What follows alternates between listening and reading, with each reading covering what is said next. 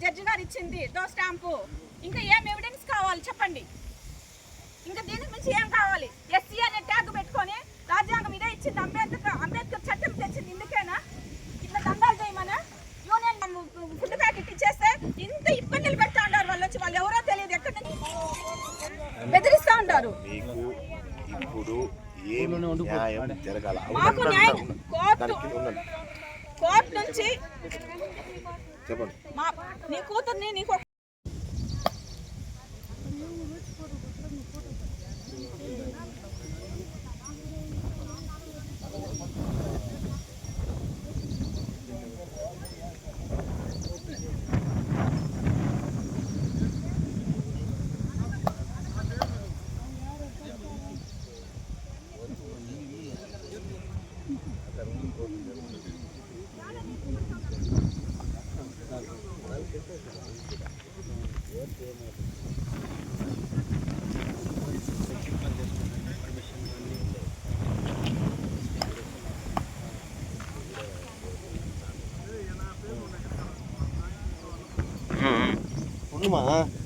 బెదిరిస్తూ ఉంటారు అనేసి మేము పార్టీకి పనిచేస్తామే కానీ ఇట్లాంటి బెదిరింపులు మాకు అవసరం లేదండి.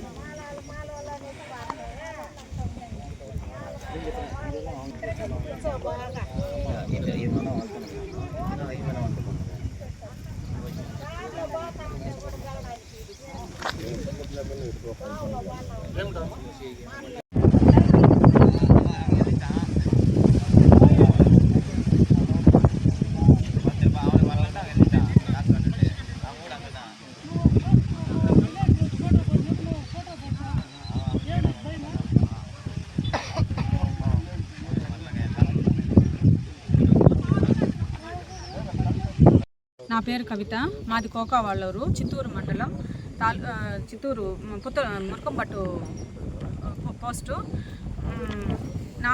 నా బాధ, నా కష్టం ఏమనగా ఇది 105 సర్వే నెంబర్. దీన్ని కొంతకాలంగా కొంతమంది వ్యక్తులు వచ్చి అక్రమంగా ఇది మాది అని ఆక్యుపై చేసి ఫెన్సింగ్ వేస్తూ మమ్మల్ని కులం పేరుతో దూషిస్తూ మీరు ఎస్సీలకు పుట్టినారా, మీరు అటు పుట్టినారా ఇటు పుట్టినారా వల్గర్ లాంగ్వేజ్ అంతా వాడుతూ ప్రతి నిత్యం 20 నుంచి 30 మందితో మా మీద దాడి చేస్తూ నేను ఒంటరి మహిళ ఒకటిగా ఉంటాను. మా ఇంటి దగ్గరకు వచ్చి నిద్ర లేస్తే 50 మంది నుంచి 30 మంది వరకు వచ్చి కూర్చొని పోరు, ఏ వెపన్స్ తెచ్చుకుంటారు, మిమ్మల్ని లేపేస్తాము, మీరు తెలుగుదేశం పార్టీ వాళ్ళు, మీరు అట్లా మీ గవర్నమెంట్ ఉందని మీరు ఇట్లా దబాయిస్తారు, మేము మా సంఘాలు ఉన్నాయి, మాకు మాల మహానాడు సంఘాలు ఉన్నాయి, మేము లీడర్లము, అది ఇది మమ్మల్ని బెదిరిస్తూ రకరకాలుగా భయపెడుతూ భయభ్రాంతులు గురి చేస్తూ ఇంట్లో నుంచి బయట రానియకుండా ఫెన్సింగ్ వేసేస్తాం, మీరు ఎట్టబోతారో ఎవరికి చెప్పుకుంటారు, దిక్కుండే చోట చెప్పుకొని బెదిరిస్తూ ఉన్నారు. మేము స్టేషన్కి వెళ్ళినాం, కంప్లైంట్ ఇచ్చినాము. ఎస్ఐ గారు వాళ్ళు ఏం చెప్తారంటే ఇది సివిల్ కేసు, మేము చూడకూడదు, మీరు కోర్టులో నుంచి ఏదైనా తెచ్చుకోండి అన్నారు. మీరు స్టేటస్కో తెచ్చుకున్నాము, ఈ కాపీని కూడా వాళ్ళు లెక్క చేయడం లేదు. నిన్న ఈవినింగ్ కూడా నా మీద ఎస్సీ కేసు పెట్టినారు. స్టేషన్కి వెళ్తే వాళ్ళు మేము వాళ్ళ రికార్డుని మేము ఆర్డీఓకి రెఫర్ చేస్తామండి, మీరు వెళ్ళండి ఇంటికి, మీకు ఏమైనా ఇబ్బంది వస్తే మళ్ళీ మాట్లాడతాను నేనని సిఐ గారు కూడా మమ్మల్ని పంపించినారు మాట్లాడి.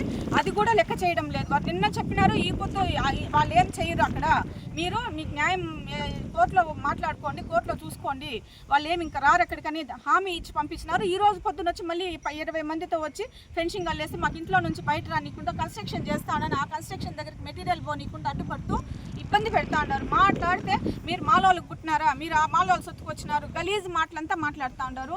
గలీజ్ అది వినలేని మాటలు అవి, రకరకాలుగా ఇబ్బందులు పెడతా ఉన్నారు. వీళ్ళ వల్ల మాకు ప్రాణహాని ఉంది. దయచేసి ఎమ్మెల్యే గారు కానీ, సీఎం గారు కానీ, డిప్యూటీ సీఎం గారు కానీ, కలెక్టర్ గారు కానీ, ఆర్డీఓ గారు కానీ ప్రతి ఒక్కరూ ఈ విషయంలో చొరవ చేసుకొని మాకు న్యాయం కల్పించాల్సిందిగా కోరుకుంటున్నాను. ఇది స్టేటస్కో కాపీ, ఈ కాపీని కూడా లెక్క చేయడం లేదు, ఎవరిని లెక్క చేయడం లేదు. మేము ఎస్సీలము, మాకు మాల మహానాడు దండు ఉంది, మాకు యూనియన్ ఉంది, మేము ఏమైనా చేయగలుగుతాము.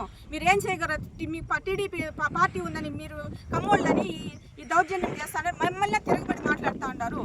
మాకు ఇబ్బందిగా ఉంది, నేను ఒక్కటి ఉంటాను ఇంట్లో, మాకు కన్స్ట్రక్షన్ జరుగుతా అంటే పనులంతా బెదిరించి పంపించేస్తా ఉంటారు. గ్రాస్ ఉంది, మాకు ఆవు ఉంది, మా ఎంజాయ్మెంట్లో ఉంది. వాళ్ళు ఫేక్ అంతా సృష్టించి మమ్మల్ని ప్రతి నిత్యం ఇబ్బంది పెడతా ఉన్నారు.